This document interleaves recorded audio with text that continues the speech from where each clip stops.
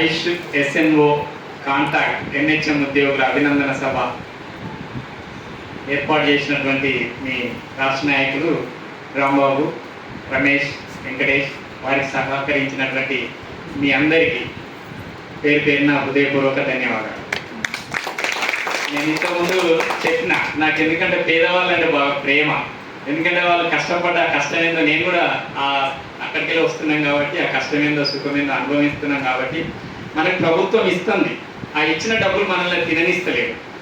దానికి మనం యూనిటీ ఉండాలనేటువంటి దాని మీద మనం ఈ అనేక అవగాహన మీటింగ్లు ఇవన్నీ పెడుతున్నాం అన్నమాట. ఈ సమావేశానికి ముఖ్య అతిథులు గౌరవనీయులు మన సంఘానికి గౌరవాధ్యక్షులు, భారత రాష్ట్ర ట్రేడ్ యూనియన్కు రాష్ట్ర అధ్యక్షులుగా పనిచేస్తున్న రాంబాబు యాదవ్ గారు. సార్ కూడా నిరంతరము ఈ కార్మిక ఉద్యోగ కర్షకుల కొరకే పోరాటం చేస్తాడు. ప్రతి దాని మీద క్షుణ్ణంగా అవగాహన ఉంది. దాని మీద ఎట్లా గవర్నమెంట్ ప్రెషర్ చేయాలనే దాని మీద కూడా చాలా చేస్తాడు. సో మన సమస్య ఇంకా అనేక సమస్యలు పెరగడం వల్ల మీ ఫైలు నాకు ఇదే కింది గ్రౌండ్లో సార్ నాకు అప్పచెప్పిండు. దాన్ని నేను భుజాల మీద మోసుడు కాదు కానీ అసలు నా మెడలు ఇరిగిపోయి బరువైంది అనుకుంటాను.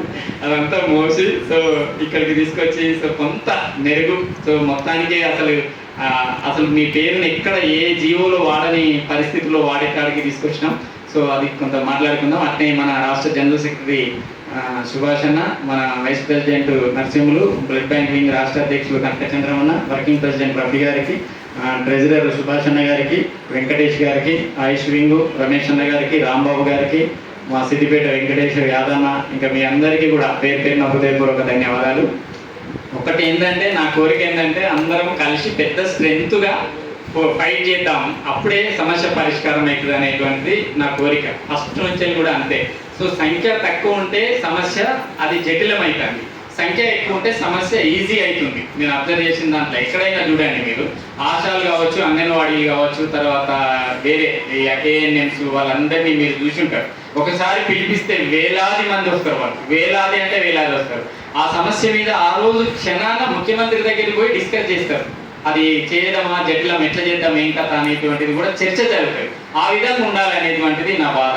మీరు దగ్గర ఇంకా 4-5 ఏళ్ళు అయితే రిటైర్మెంట్ అయిపోయి ఇంటికాడ ఉండేటువంటి వయసు అయిపోయింది. ఇంకా 10,400 జీతంతో బతికే రోజుల మీకు మీ అల్లుళ్ళు వచ్చి ఉంటారు నాకు తెలిసి. ఇంకా మీరు పెళ్లి చేసింటే కోడలు కూడా వచ్చి ఉంటారు. వాళ్ళ ముంగట మీ జీతం చెప్తే అసలు ఇంట్లో పని మనుషులు చేయడానికి పోతున్నారు కదా, వాళ్ళకి 15,000 ఇస్తున్నారు. మీరు అనుకోండి, ఉపాధి హామీలో పోయేటోళ్ళకేమో అటు పోయితే వస్తారు 1-2 గంటలలోనే. వాళ్ళు రోజుకు 300-400 ఉన్నది కాదు, వాళ్ళు కూడా ఎక్కువ సంపాదిస్తున్నారు. ఇంతకంటే దౌర్భాగ్యమైన పరిస్థితి ఏ డిపార్ట్మెంట్లో ఏ ఉద్యోగి ఉండరు. అంత దరిద్రం. ఇప్పుడు మీకు తెలుసో లేదు, శానిటేషన్ వర్కర్కు కనీస వేతనం 15,600 అయింది. ఎప్పుడూ అయింది అది. ఎప్పుడు 2022లో 21లోనే అయింది అది. ఇప్పుడు మరి మనం ఇంకా తీసుకోలేకపోయినాం. కారణాలు ఏంటని అన్నప్పుడు మీ ఫైల్ గురించి ఇది ఒక పెద్ద స్టోరీ. తీస్తే సినిమా 3 గంటలు ఉంటుంది కానీ దీనికి ఎక్కువ గంటలు ఉంది. ఇంకా అది చెప్పలేకపోతాం కానీ బాగా అంటే బాగా కష్టమైంది. సో ఏది ఏమైనా ఒకటి అంటే సముద్రంలో ఇట్లా ప్రయాణం చేస్తున్నప్పుడు గమ్యం చేరడానికి మధ్యలో పోయేసరికి రెక్కలు అయిపోయినాయి. నాతో అయిపోలేదు కానీ ఇటు వచ్చినా అదే చచ్చిపోయేటట్టున్నా, అటు పోయినా చచ్చిపోతా కావచ్చు. ఎట్లయితే ఉంది అదే ముందు పోదాం అనే దాంట్లో పోయినా నేను నిజంగా కూడా. ఆ ఒక్క కష్టం నేను అనుకొని పోయినా, సరే వస్తేనేమో పేరు వస్తుంది, లేకపోతే చచ్చిపోతాం కావచ్చు, అంతే కదా. ఇక ఇటు వచ్చిన గదే ఉంది కదా మార్గం, అదే పోదామని ప్రయత్నం చేసినాం. సో ఒక గమ్యంలో మీకు 19,000 కావాలా, వాస్తవానికి మీ బేసిక్ వేతనం కాంట్రాక్ట్ ఉద్యోగులు కాబట్టి కావాలి.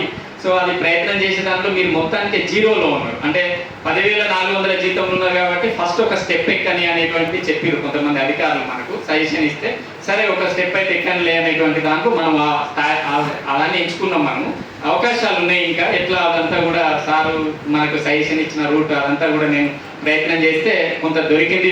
ఛాన్సెస్ ఉన్నాయి మీకు.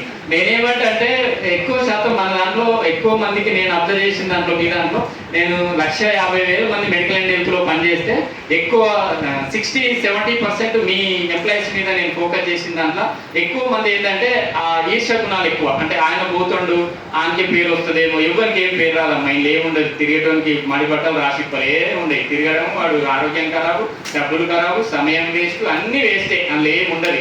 నేను నిజంగా అనుభవిస్తున్నాను కాబట్టి చెప్తాను. ఎందుకంటే ఆ పొయ్యితో పోనీయాలి, పనిచేసే వాళ్ళని చేయనియాలి. ఆ పొయ్యే దాంట్లో వాళ్ళు సబ్జెక్ట్ కొద్ది చేస్తున్నా లేదా అనేది కూడా మనం అబ్జర్వ్ చేయాలి. సరే డబ్బులు ఏమంటే మేము వేస్తున్నాము, ఆయన చేస్తున్నది నిజమా లేదా, దాన్ని ఇంకా పేపర్ కరెక్ట్ వర్క్ ఉందా లేదా అనేది కూడా అబ్జర్వ్ చేయాల్సిన అవసరం ఉంది. ఎందుకంటే మరీ కూడా నమ్మాల్సిన అవసరం లేదు. అట్లా మనం కొంత కమ్యూనికేషన్ గ్యాప్ ఒకరి మీద ఒకరికి అదంతా ఉండడం వల్ల కూడా కొంత లేట్ అయ్యేదానికి కారణాలు ఉన్నాయి. నేనే ఇప్పుడు ఈ ఫైల్ పట్టుకున్న తర్వాత సెక్రటరీలో వర్క్ జరుగుతున్నప్పుడు ఇట్లా అవుతున్నప్పుడు మాకు చాలా అంటే చాలా ఎఫెక్ట్ పడ్డది. నేను ఆయన మళ్ళీ అసలు మీ ఊళ్ళో చేస్తారు కదా అనేటువంటి సందర్భం వచ్చినప్పుడు నేను ఒక 6 నెలలు ఆయన ముఖం చూపించలేకపోయాను.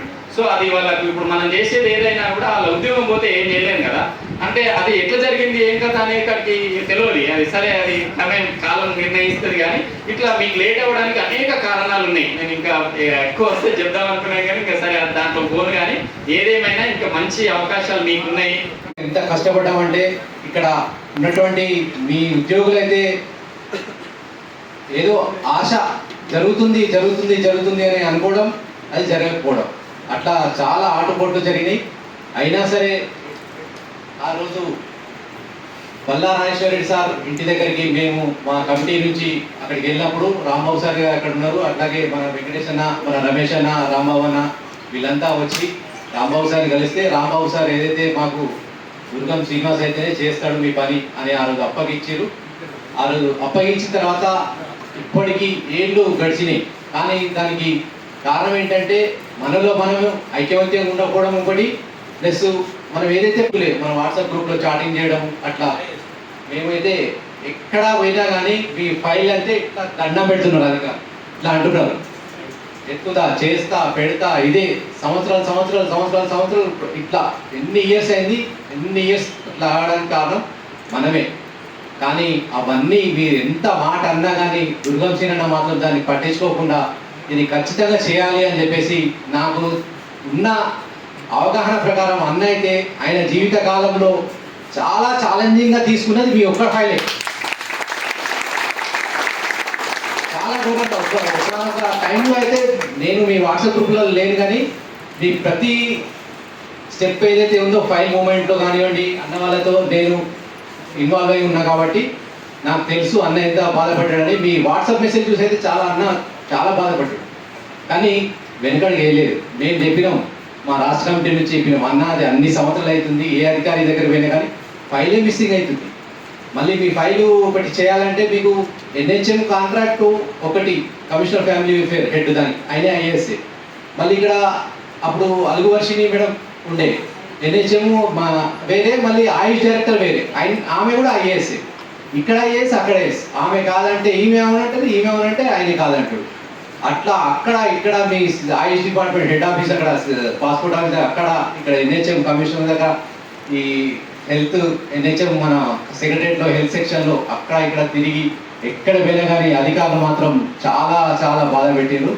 ఆ బాధ అన్నీ దిగమింగుకొని మీకు అంటే అన్న ఏంటంటే చిరుద్యోగులైనటువంటి మనకు న్యాయం జరగాలనే ఒక్కటే థాట్ ఉంటుంది అన్న. అది చిరకాలం ఎప్పటికీ నివాళ ఖచ్చితంగా కావాలి, వీళ్ళకి చేయాల్సిందే. గవర్నమెంట్ రూల్ ప్రకారమే అడుగుతున్నాం, మనం ఎక్కువ ఏం అడగట్లేదు. మినిమం వేజెస్ 15,600, అయితే కాంట్రాక్ట్లోకి వచ్చేసరికి 19,500 రావాల్సింది. 19,500 గురించి కూడా మేము ఆల్రెడీ రాపిచ్చాము. కాకపోతే ఒక చిన్న సాంకేతిక కారణం వల్ల ఇది కాలేకపోయింది. అది కూడా భవిష్యత్తులో చేసుకుంటాము. అది కూడా ఇంకోటి ఏంటంటే మీకు ఈ కాంట్రాక్ట్లోకి వచ్చిన తర్వాత NHMలో ఉన్నటువంటి మీ అందరికీ రెగ్యులరైజ్ కావాలనేది అన్న కోరిక.